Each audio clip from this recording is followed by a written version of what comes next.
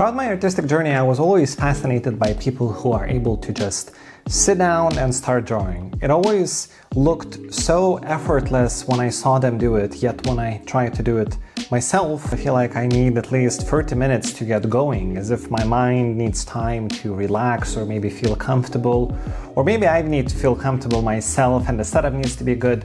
So naturally, I try to work on this. And in this video, I want to share a three-phase approach of everything that I found to work for me, and I also learned from other teachers and other courses. Thing starts with one question. What really motivates me to do things? What motivates me to draw? What motivates me and creates ideas that I want to create something myself? And the way I look at it is that I try to surround my daily activities with as much inspiration that I possibly can, with the idea that I will go through gathering different inspirations as a habit. So what does it mean in practice? This means that if I do use social media, which I dearly hate, I try to surround with as much artwork as I possibly can from other people. See them draw, see them create something, see others going through this creative process, and kind of try to catch that motivation, try to catch that vibe to try and create something myself. The other thing is, of course, looking at very skilled artists. So possibly, looking at our YouTube videos, but also just them talking or sharing their drawings. I find very inspirational. I do see a trap with this, because if I go a step too far where something is so out of reach in skill set, it also can be a little counterproductive. I also get really motivated by watching tutorial videos, even if they're longer or shorter, but I do find it somehow inspirational throughout the days to try and replicate exactly step-by-step explanation that I saw. And last but not least, now references is an interesting subject, because in the short time that I got to spend with experienced fine art teachers, they unifiedly were very much against drawing anything that is not from real life. Mainly having this idea that anything that is pictured is a flattened image, how the camera sees the world, and it's not the same as humans see the world. Now obviously they didn't say it exactly in those words, but that was the brief idea that they were describing. So ideally, anything that you draw, that you can draw live, is always going to be the best reference, which why in this tier system I put this as a 5-star reference. Now the second thing that I noticed that you also teach in art school is drawing from still reference. So casts or statues, they were generally also considered to be good to learn from, because in that case an experienced artist had to go through a lot of the work and kind of simplify the way you understand and read information from a drawing. Plus, you get the effect of natural light, you get the effect of how the shadows go on a particular subject, so that was still, let's say, acceptable. Now we're moving to the next tier, and they said, if you can't draw from real life, at least draw from videos.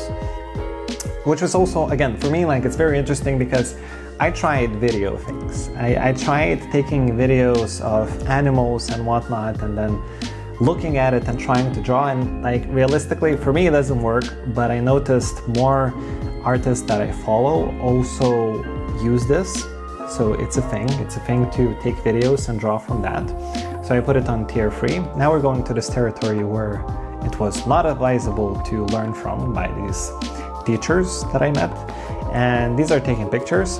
I personally rediscovered my own interest in photography, just trying to get references. So going through, you see something that's cool, maybe a building, maybe a street, maybe you have some sort of interesting lighting that is happening on the street, and you just take a picture, and you save it for later, that with the idea that maybe later you want to draw, maybe you think that this is an interesting inspiration to try and depict on a piece of paper.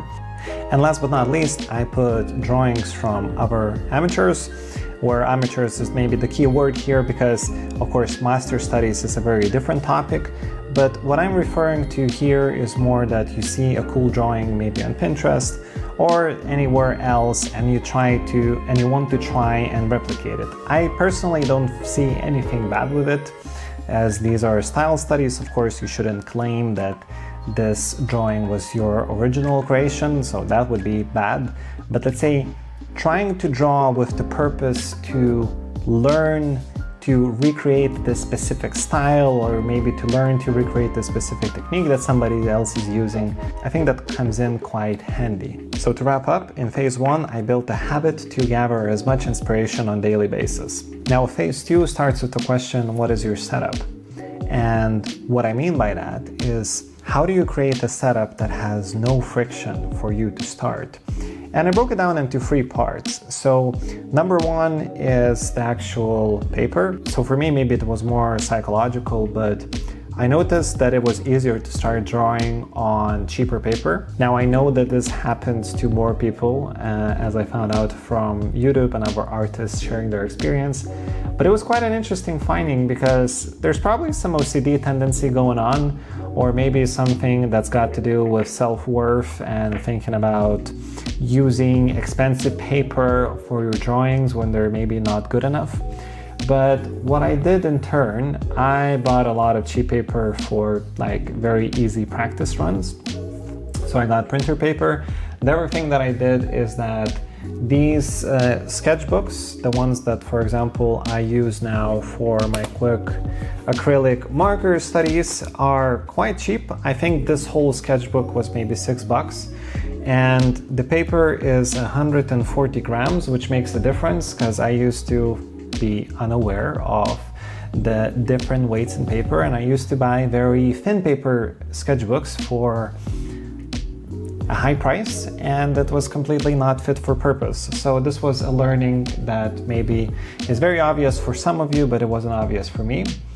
Next is the medium that you use. So what I try to do now is that if I know that I will be traveling or commuting to work or commuting anywhere, I try to take at least some materials with me, so something that is easy to travel with, whether it is a simple graphite pencil, or maybe it is an ink pen. Sometimes I even take these 3 colors, and these are water-based koi brushes. I think it's nice and simplified to draw with them, as adding 3 tonal values, first of all, makes a huge difference for your drawings.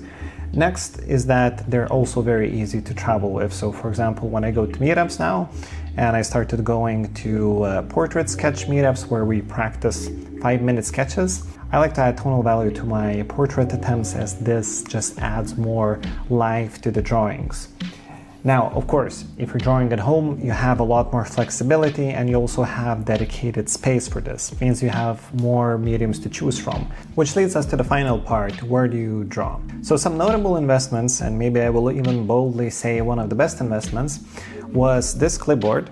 I think this was maybe $1.50 or $2. It's basically from Office Supplies, but what this allowed me to do is to, well, first of all, have a hard surface. Second of all, it's easy to hold this at a 45-degree angle, where basically you're not skewing your own vision on what you're drawing. Secondly, it's very easy to bring it anywhere. So this was probably one of the best things I bought so far for very cheap. Unlike the easel table that I bought, which essentially should be a very big game changer, it is simply not as practical, as I need to fully clear my desk before I can put it here and draw. So it's very good if I am able to dedicate that day to drawing only, so I won't need my laptop, I won't need to work, I won't need to do anything on my desk besides drawing, because then I can just leave it there with the drawing, have everything set up, so it's only me going there, sitting down and starting. But realistically, that doesn't happen, since, well, life happens and you need to work. Now, the other thing that I noticed is that when the weather is good, I really enjoy drawing outside.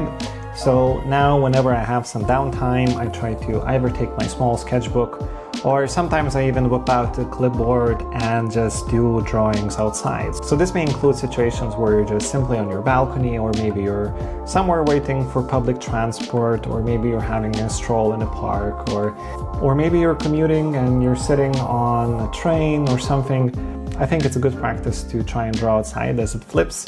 A few switches, at least for me, in my head to go over my own limitations of thinking like whatever's with pink and, remembering why I'm doing this in the first place. It's supposed to be fun and I'm doing this for myself and I want to improve and learn to draw.